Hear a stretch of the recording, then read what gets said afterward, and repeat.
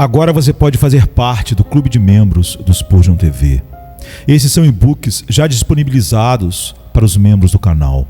Todos os dias, novos e-books são adicionados junto com outros benefícios que só os membros têm. Sendo um membro, você passa a ajudar no crescimento desse ministério, tanto na quantidade do que podemos publicar, como na qualidade do material. Nosso propósito é, juntos, atingirmos o maior número de pessoas com solo escritura. Seja um membro do Spurgeon TV. Somente quando oro, estou vivo. Sermão 2579, pregado na noite de quinta-feira, 22 de março de 1883, por Charles Haddon Spurgeon, no Tabernáculo Metropolitano, Newington, Londres, Inglaterra. Aguardo ao Senhor, a minha alma o aguarda, e espero na sua palavra. A minha alma anseia pelo Senhor mais do que os guardas pela manhã, mais do que aqueles que esperam pela manhã. Salmo 130, 5 e 6. À medida que lemos este salmo, notamos, desde os versículos iniciais, que Davi estava nas profundezas. Ele não é o único do povo de Deus que esteve lá. Se imaginarmos que a experiência dos verdadeiros santos é sempre um alto nível de paz feliz, cometemos um grande erro. Eles têm sua ascensão e sua queda, seus dias e suas noites, seus verões e seus invernos, onde a vida com certeza haverá mudanças. As estátuas na Catedral de St. Paul são, suponho, sempre frias, mas os homens vivos às vezes estão prontos para desmaiar no calor e às vezes estão quase congelados de frio. Se você é um filho vivo de Deus, espere ter muitas variações em sua experiência, e que às vezes você estará nas profundezas como outros estiveram. Seu Senhor não esteve lá. Este salmo é chamado, na versão latina, De Profundis. Estou certo de que nosso Senhor, embora esteja agora em excelsis, nas próprias alturas, ainda teve na terra tempos em que ele podia cantar este salmo, De Profundis. Das profundezas clamo a ti, ó Senhor. Então, como poderíamos ter comunhão com ele em seus sofrimentos se às vezes não estivéssemos nas profundezas também? Como poderíamos saber o que ele sentiu? Como poderíamos ser semelhantes ao nosso Senhor se não fôssemos também aflitos e abatidos? O melhor dos homens piedosos estará, ocasionalmente ou mesmo frequentemente, nas profundezas dos problemas temporais. Davi foi caçado por Saul, odiado pelos filisteus, entristecido por seu filho Absalão, teve muitas provações, e os melhores do povo de Deus também terão suas provações. Embora a fé muitas vezes nos eleve acima delas, ainda assim há momentos em que o ferro entra em nossa alma, quando por um tempo, se necessário, estamos sobrecarregados por múltiplas provações. O povo de Deus também está às vezes nas profundezas da tristeza espiritual. Eles nem sempre vivem na montanha com seu mestre transfigurado, mas chegam ao vale onde são levados a sentir o poder do pecado inato e a lamentar muito por ele. Quando a luz do semblante de Deus é retirada, o mais querido de seus filhos tem que clamar com seu Senhor no Calvário: meu Deus, por que me desamparaste? Há profundezas de agonia de alma que alguns cristãos nunca conheceram, mas nas quais outros foram mergulhados repetidas vezes. O máximo que o santo pôde fazer em momentos assim foi clamar por seu Deus, pois sua própria fé parecia tremer sob a pressão da aflição e depressão do espírito. Este salmo deve confortar você que está nas profundezas, pois você vê que outros também tiveram que ir para lá. Mas lembre-se de seguir o exemplo do salmista, e seja o que for que você seja chamado a sofrer, nunca deixe de orar. Faça o que fizer, nunca negligencie este meio primordial de libertação.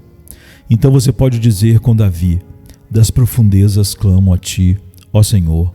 Como dizem os versos: enquanto viverem, os cristãos devem orar, pois somente enquanto eles oram, eles vivem.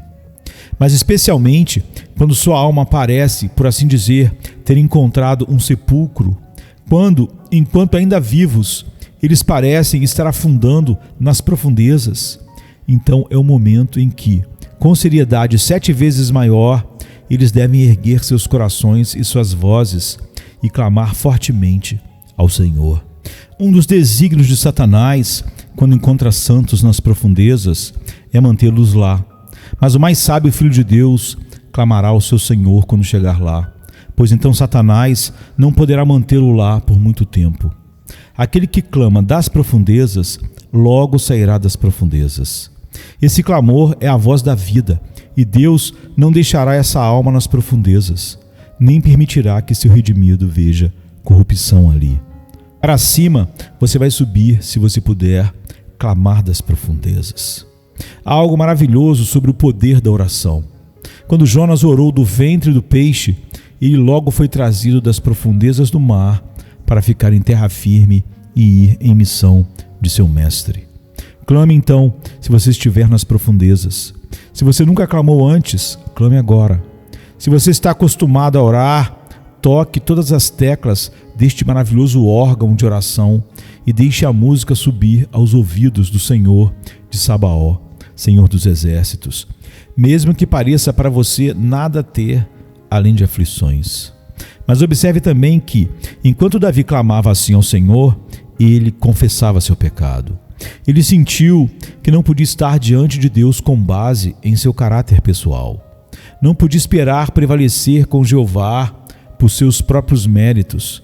Por isso implorou: há perdão contigo para que sejas temido.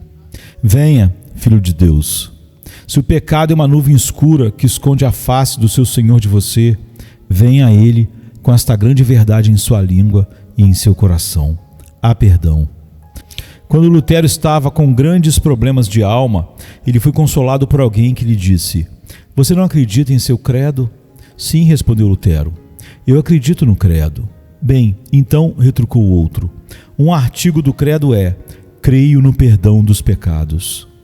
Pode ser que você tenha pecado muitas vezes e gravemente, mas há perdão. Embora seja um filho de Deus, você se desviou muito dele, mas há perdão. Você retrocedeu triste e horrivelmente, mas há perdão. O diabo vem e uiva para você e lhe diz que seu destino está selado e sua condenação é certa, mas há perdão. Ó bendita frase: há perdão contigo para que sejas temido. Quando Davi realmente sentiu em sua alma que, quaisquer que fossem as profundezas em que ele estava mergulhado, ainda assim havia perdão para ele, que por mais fracos que fossem seus gritos, havia perdão, então ele descansou em perfeita paz e disse, na linguagem do texto: espero no Senhor, a minha alma espera, e na sua palavra espero. A minha alma espera no Senhor mais do que os que esperam pela manhã. Eu digo, mais do que os que esperam pela manhã. Há 3 palavras sobre as quais vou falar. A primeira e principal palavra é esperar. Espero no Senhor, minha alma espera. A próxima palavra que ajuda a primeira é atentando. E em sua palavra eu espero. E então a terceira palavra cresce da primeira. E isto é, observando. Minha alma espera no Senhor mais do que os que esperam pela manhã. Que o Espírito Santo nos abençoe tanto ao falar como ao ouvir, enquanto meditamos nestas 3 palavras: esperando, atentando, vigiando. Aguardo ao Senhor, a minha alma o aguarda, e espero na sua palavra. A minha alma anseia pelo Senhor mais do que os guardas pela manhã, mais do que aqueles que esperam pela manhã. A primeira palavra é esperar. Espero no Senhor, a minha alma espera. O que observo primeiro é que esta é a postura constante de todos os santos de Deus. Antes de nosso Senhor Jesus Cristo vir, todas as pessoas espirituais entre as 12 tribos estavam esperando por sua aparição.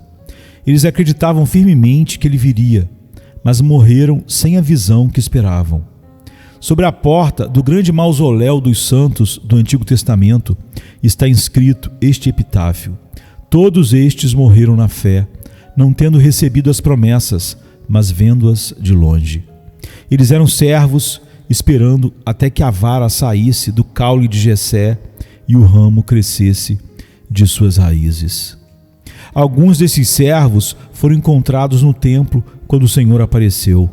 Você se lembra dos nomes de Simeão e Ana, que estavam esperando a consolação de Israel. Eles haviam ficado grisalhos na espera, mas ainda estavam entre os que esperavam a redenção em Jerusalém, a esperança de Israel. E finalmente, Simeão pôde dizer: Senhor, agora deixas teu servo partir em paz, segundo a tua palavra, porque os meus olhos viram a tua salvação.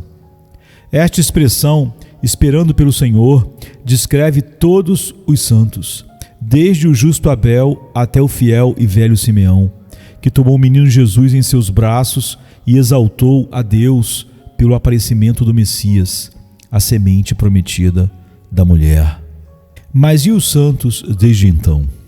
Eles também estão, ou deveriam estar, esperando pelo Senhor, aguardando a bendita esperança e o aparecimento da glória do grande Deus e nosso Salvador Jesus Cristo. Embora muitos se esqueçam disso, ele disse: Eis que venho sem demora, e o meu galardão está comigo para dar a cada um segundo a sua obra. Esta é a gloriosa esperança da igreja, na qual, em alguns sentidos, judeus e gentios estão agora unidos. Pois se os judeus estão esperando a vinda do Messias, nós também estamos.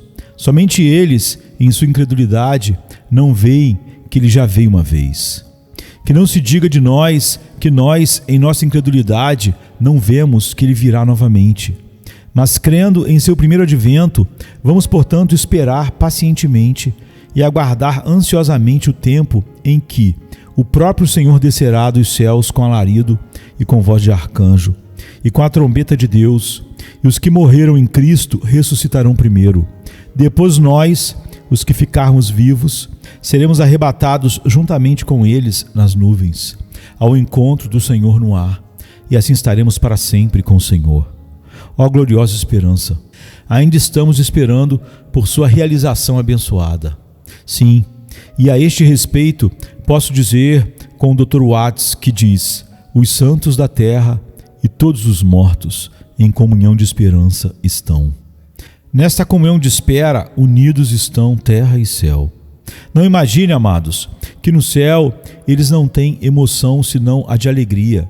Sabemos que todas as suas emoções são alegres, mas entre elas está essa, que eles também estão esperando até que o Senhor se manifeste novamente.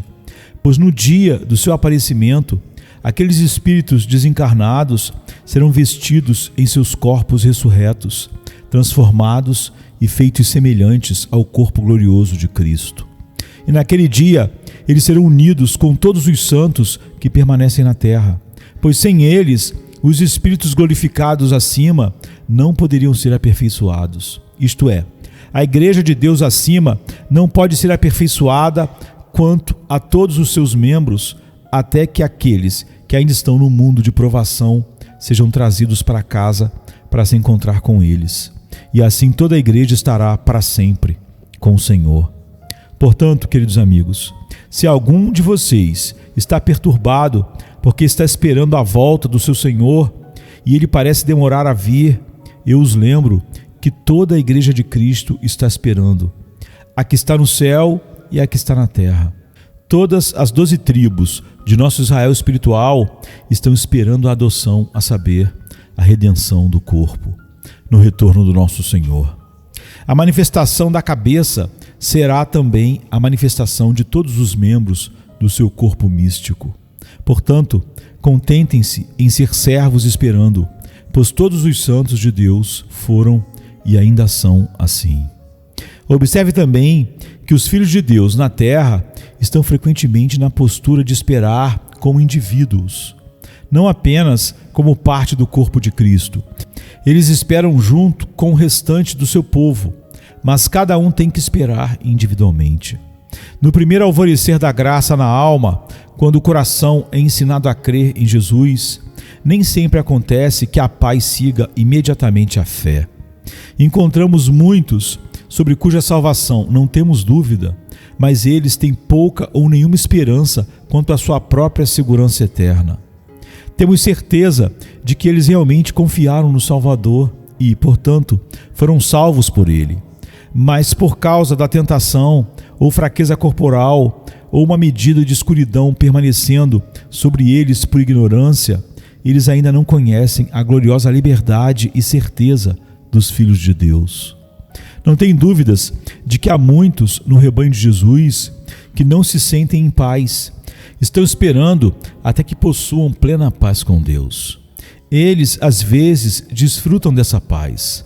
Doces clarões de luz do sol chegam até eles, mas logo estão novamente na escuridão, e sua incredulidade luta com sua fé. Eles não podem ir além de chorar com aquele pobre homem que disse a Cristo: Senhor, eu creio, ajuda a minha incredulidade.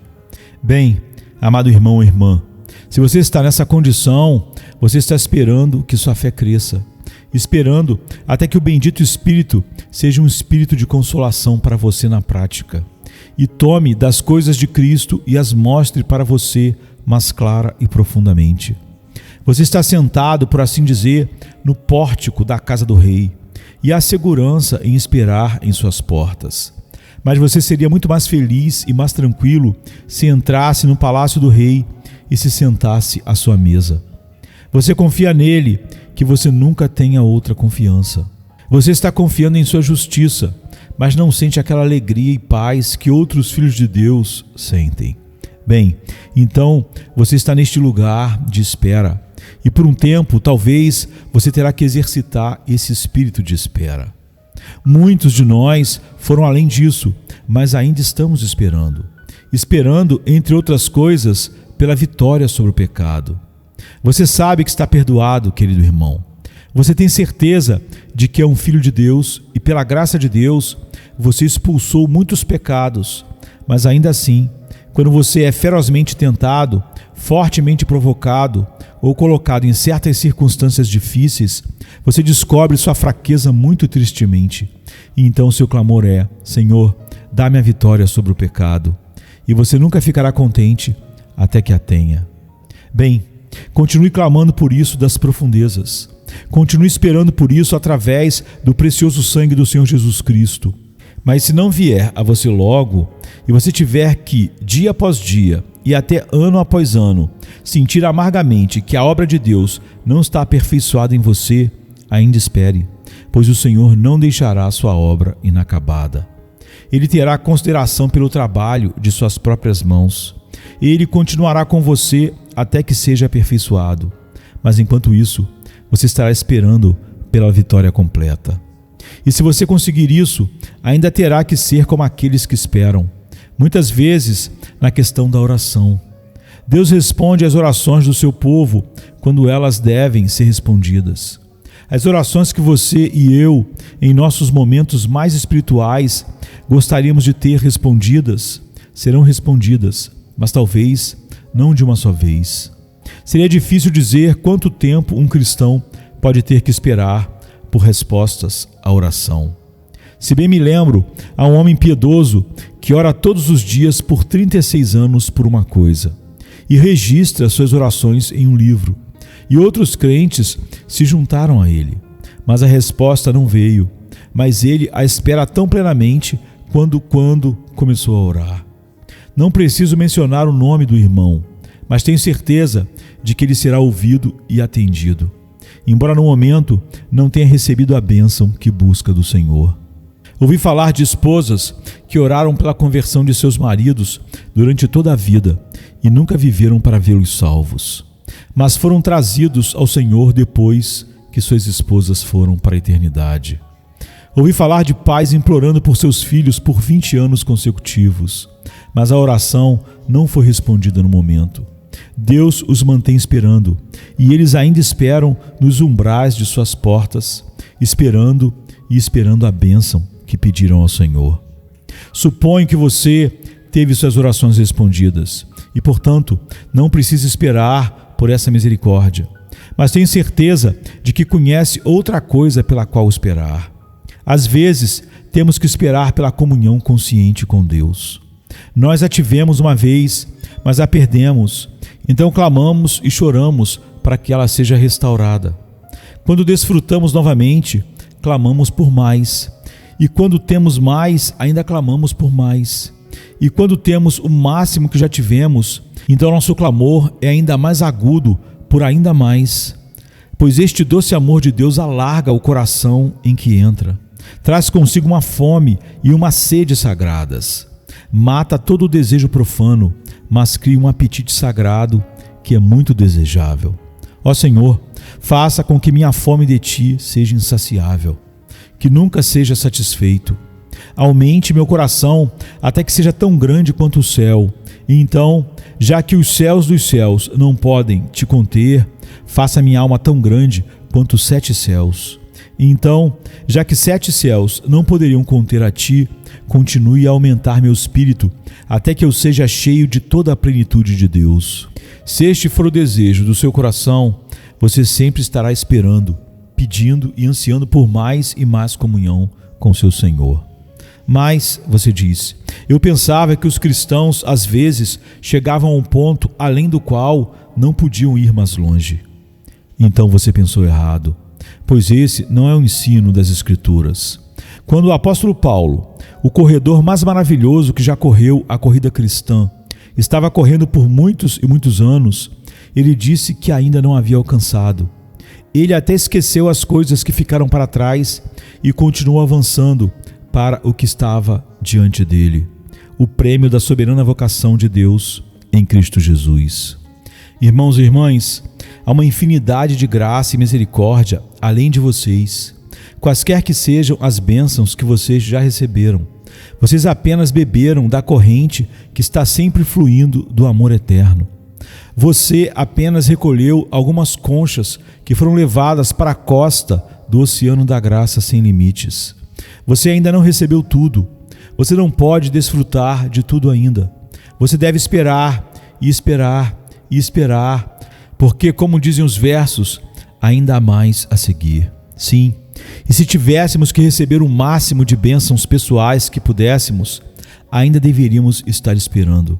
Você pergunta, pelo quê? Bem, eu, por exemplo, estou esperando que o Senhor abençoe meu trabalho de fé e amor na pregação do Evangelho. E você, não está esperando a mesma coisa?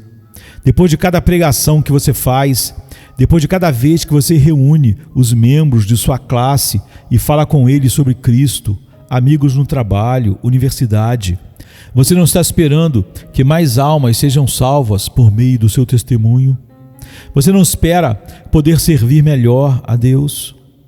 Não estão alguns de vocês esperando para ter suas línguas soltas, esperando para ter seus corações alargados, esperando por melhores oportunidades de fazer a obra de Deus, ou por mais graça para usar as oportunidades que você já tem, e esperando o selo divino sobre os esforços que você faz?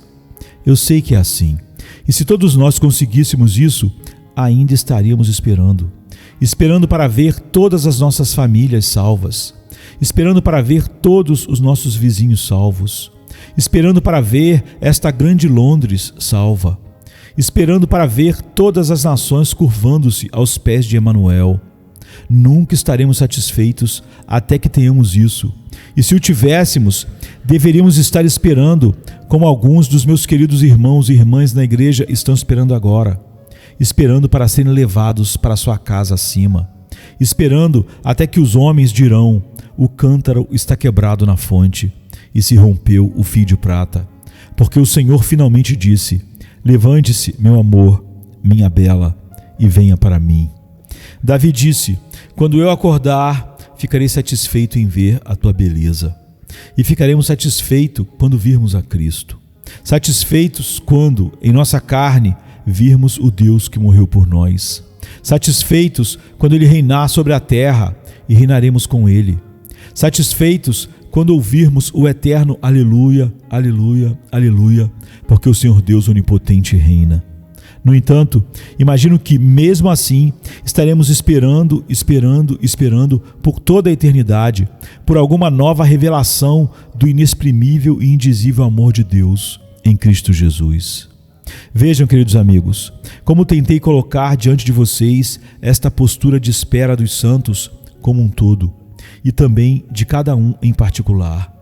Agora eu quero mostrar a você que é uma postura muito abençoada, pois a espera prova a fé, e isso é uma coisa boa, porque a fé cresce pela prova. Esperar exercita a paciência, e isso também é bom, pois a paciência é um dos dons escolhidos de Deus. Esperar torna cada bênção maior quando ela chega, e assim temos duas alegrias: a alegria de esperar pela alegria, bem como a alegria de desfrutar a alegria quando ela chega. Obtemos um apetite melhor para o banquete esperando um pouco antes de nos sentarmos para ele. Que alegria será descansar depois do trabalho. O deleite da riqueza celestial depois da pobreza terrena. A felicidade de estar perfeitamente livre de toda tendência ao pecado depois de ter lutado com isso aqui por anos. Assim, todas essas provações são preparações para um estado mais elevado de alegria aos poucos.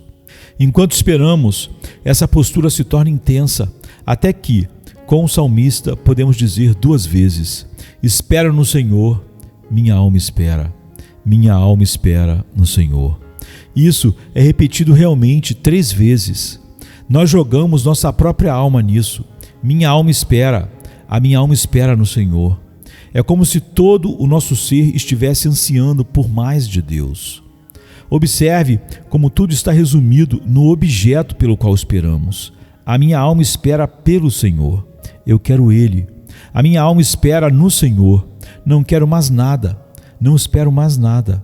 Não há mais nada a esperar, como Davi disse em outra ocasião. Agora, Senhor, o que espero? Minha esperança está em Ti. Mas, estamos esperando intensamente, insaciavelmente por Deus, o Deus vivo, quando devemos vir e comparecer diante de Deus? Este, então, é o grande anseio e espera de cada um do povo de Deus. Espero no Senhor, minha alma espera. Minha alma espera no Senhor. Veja como Davi se expressa aqui, atentando ansiosamente, e em sua palavra espero. Observe primeiro que a esperança é a razão da espera, pois somos salvos pela esperança. Mas a esperança que se vê não é esperança, pois o que o homem vê, por que ainda esperaria? Mas se esperamos o que não vemos, então com paciência o esperamos. Então, a seguir, a esperança é a força da espera. Você não espera por uma coisa sobre a qual você está absolutamente sem esperança. Se você não tem esperança de obtê-la, você diz: então eu vou seguir meu caminho, é inútil esperar mais. Mas desde que você tenha algum grau de esperança em esperar por Deus, seu espírito é sustentado para que você ainda possa continuar esperando por Ele. Além disso, essa esperança é o adoçante da espera.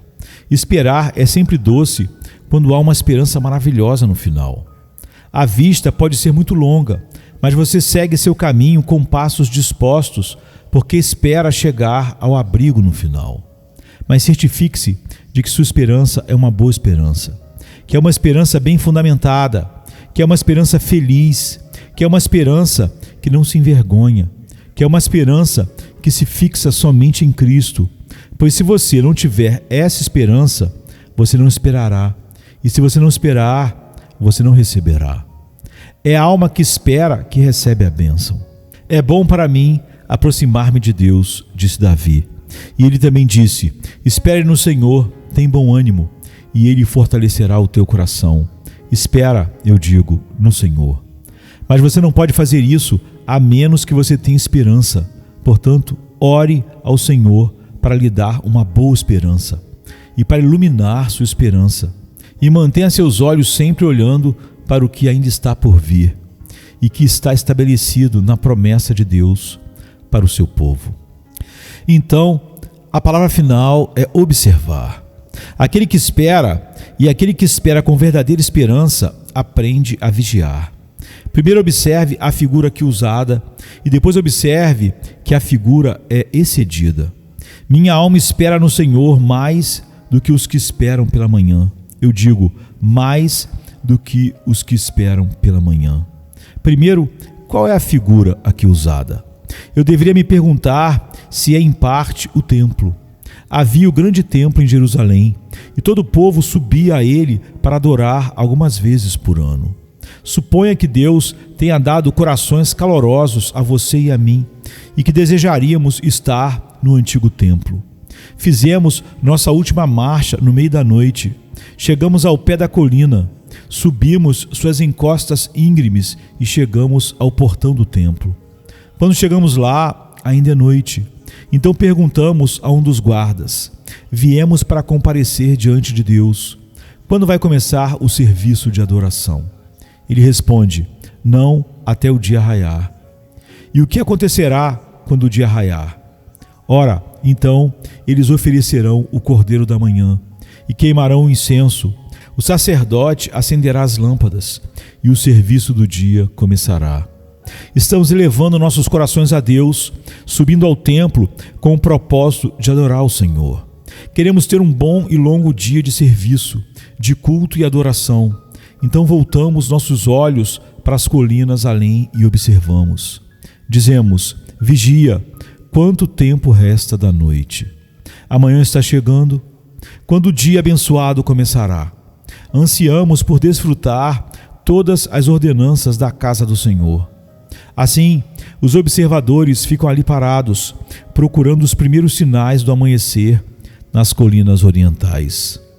Ou pode ser que a figura seja a dos guardas nas muralhas da cidade. As sentinelas tiveram que vigiar a noite toda, com passos firmes e cansados. O vigia foi de uma torre a outra, falando com seu irmão sentinela ao encontrá-lo, mantendo seu ritmo durante toda a noite sombria, fria, chuvosa e ventosa. E ele diz a si mesmo: eu gostaria que fosse de manhã.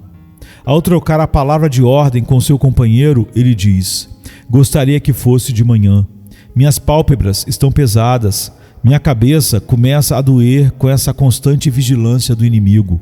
Eu gostaria que fosse de manhã. Você nunca esteve nessa postura, caro amigo? Eu não tenho estado também. Espero saber o que é vigiar e esperar pela manhã.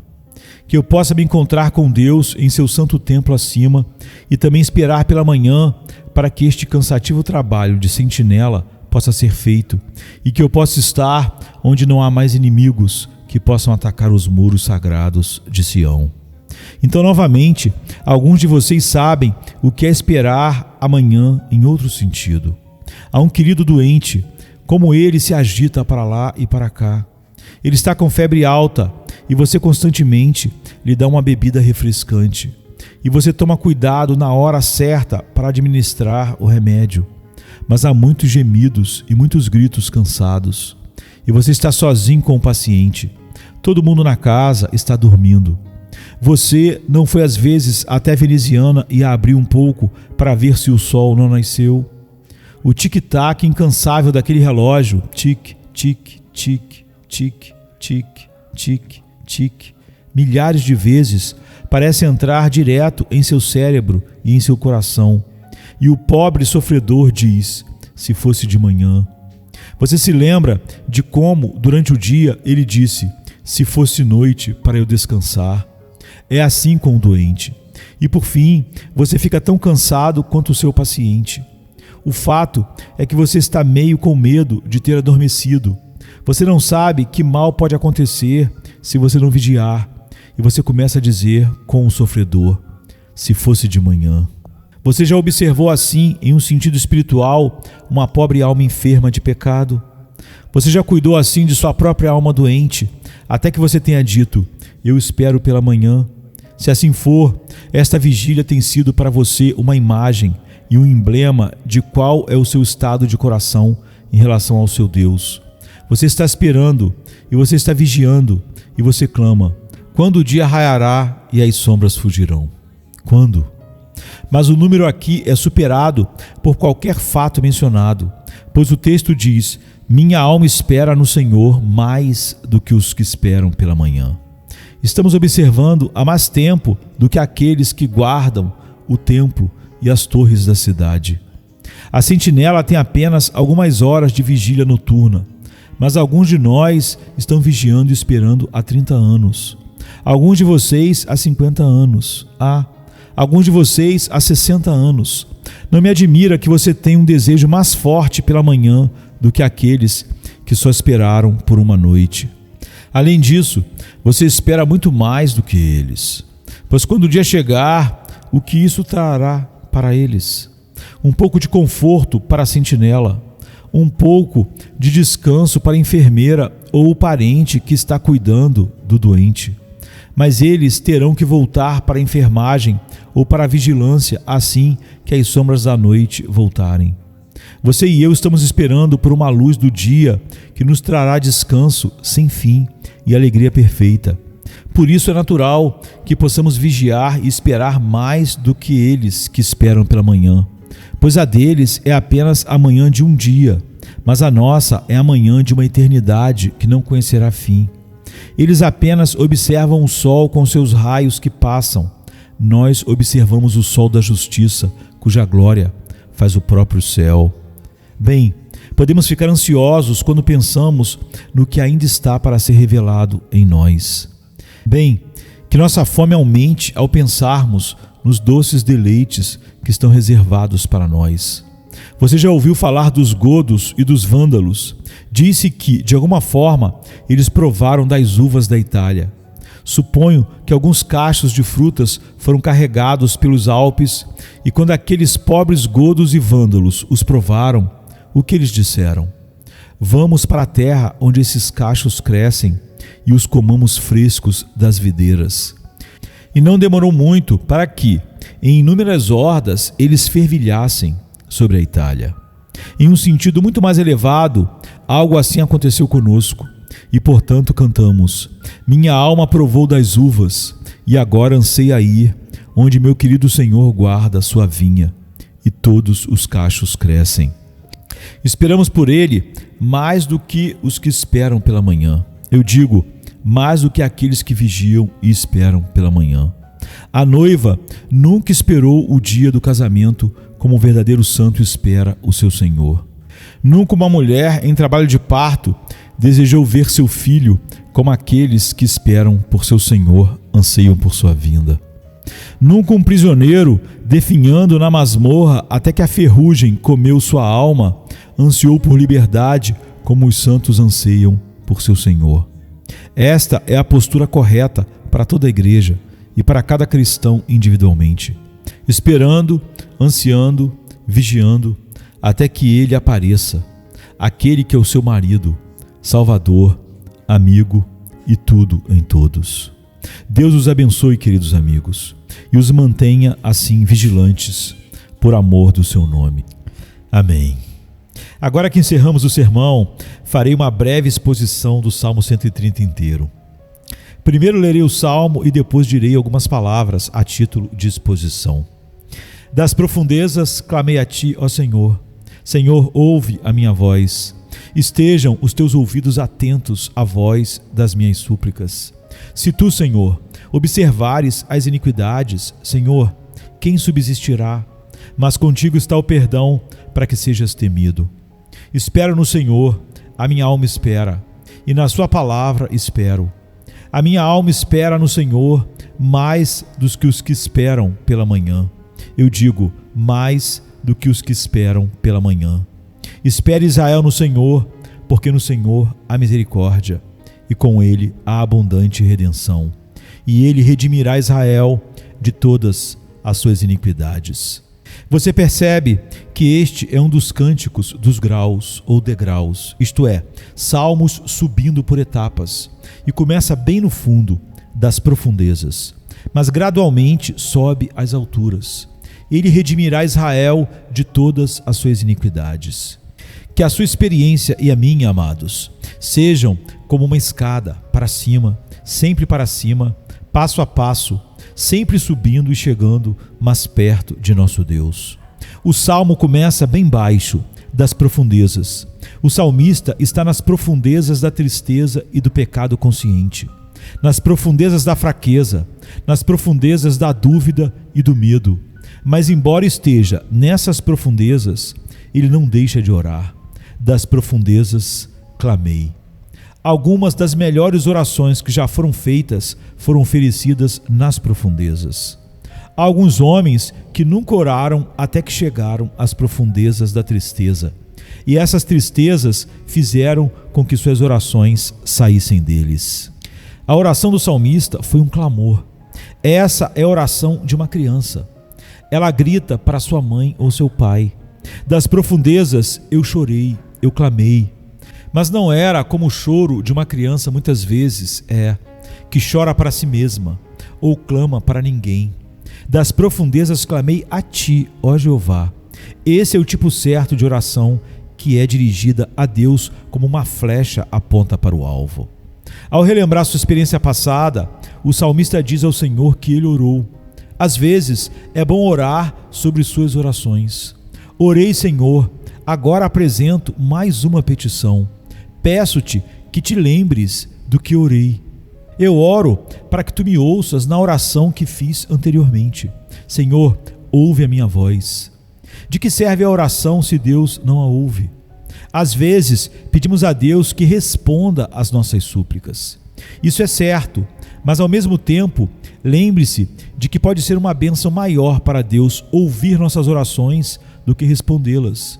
Pois se Ele tornasse uma regra absoluta que Ele atenderia a todos os nossos pedidos, poderia ser uma maldição em vez de uma bênção. De qualquer forma, eu sentiria que era uma responsabilidade muito terrível lançada sobre mim, pois então, afinal de contas, eu teria que depender de minhas próprias orações e, portanto, teria que ordenar meu próprio caminho. Mas quando leio que Deus ouvirá minha oração, isso é muito melhor, pois Ele pode fazer o que quiser para respondê-la e como respondê-la. E se eu fizer uma oração imprópria, o que é melhor para mim do que Deus ouvi-la e depois colocá-la de lado? E muitas vezes minhas orações são tão pobres e fracas que é muito melhor para mim que Ele as ouça e então faça por mim muito mais do que eu pedi ou pensei. Eu costumava pensar que deveríamos dizer que Ele é um Deus que ouve e responde à oração. Mas não digo isso agora. Basta que Ele ouça. Basta que você tenha apresentado sua petição e que Deus a tenha ouvido.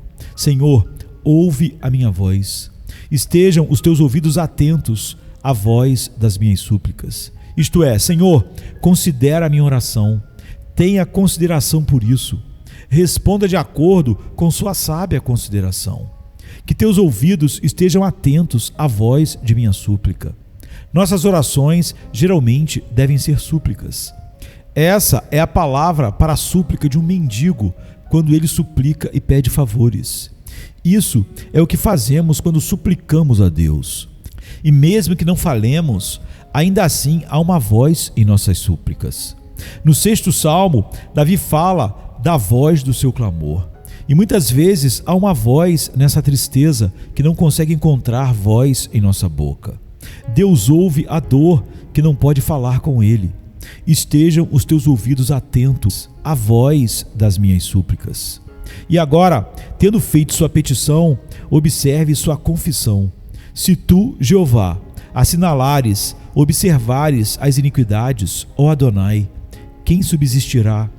Se Deus se sentasse como um juiz tomando notas das evidências e acusando o seu povo de todos os seus erros, quem seria capaz de comparecer nesse tribunal? Todos seríamos condenados com justiça. Então Deus não marca as iniquidades. Sim, Ele faz em um sentido, mas não em outro. E por meio de seu infinito amor e misericórdia, Ele não nos trata segundo nossos pecados, nem nos recompensa de acordo com nossas iniquidades. Se Ele o fizesse, Davi parece dizer: eu não poderia ficar sequer de pé. Mas ele diz mais: quem ficará de pé? Quaisquer que sejam as pretensões de justiça que qualquer pessoa possa fazer, elas são falsas. Não há homem que possa estar à vista de Deus quando Ele vier marcar e observar nossas iniquidades. E se formos ensinados pelo Espírito de Deus, saberemos que é assim. De fato, quanto mais santo um homem se torna, mais consciente ele fica de suas iniquidades. Mas, e que abençoado mais é este, um dos mais abençoados mais na palavra de Deus. mas contigo está o perdão, ou a propiciação contigo. Há uma prontidão para lidar com os homens, não de acordo com seus merecimentos justos, mas de acordo com a graça soberana e a infinita misericórdia de Deus. Há perdão contigo para que sejas temido. Não é uma expressão muito estranha? Alguém poderia pensar que ele deveria ter dito: há julgamento ou juízo contigo para que sejas temido. Mas não, irmãos. Se houvesse julgamento com Deus e nenhum perdão, então os homens ficariam desesperados e eles seriam endurecidos e rebeldes.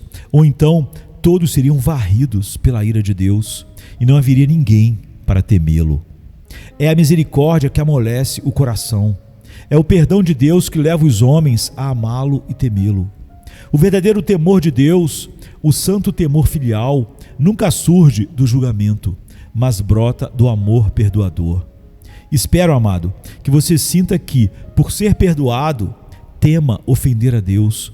Por causa de tanto amor, tema entristecer o bendito Espírito de Deus. Espero por Jeová, minha alma espera, e em sua palavra espero.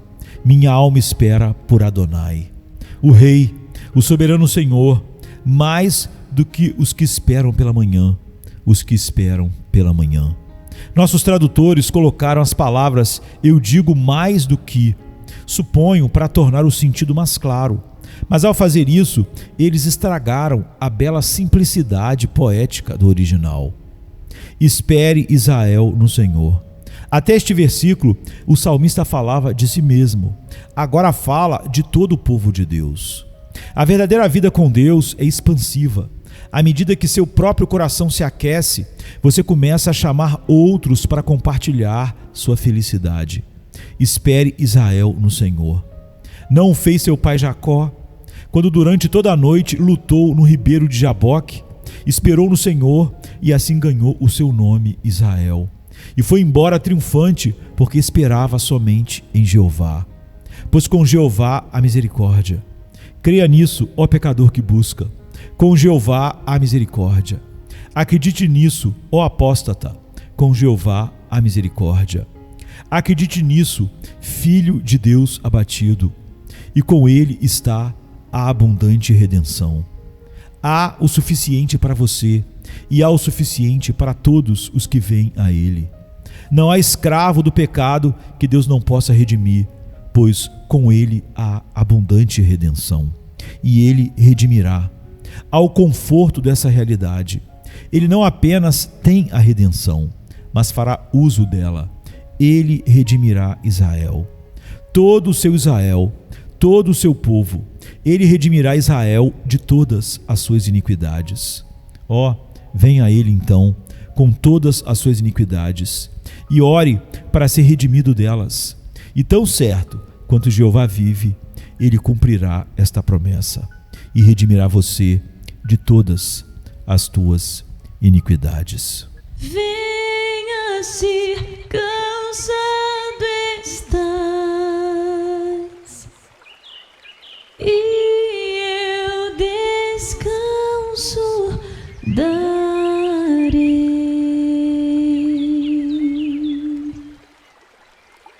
Tu descansarás.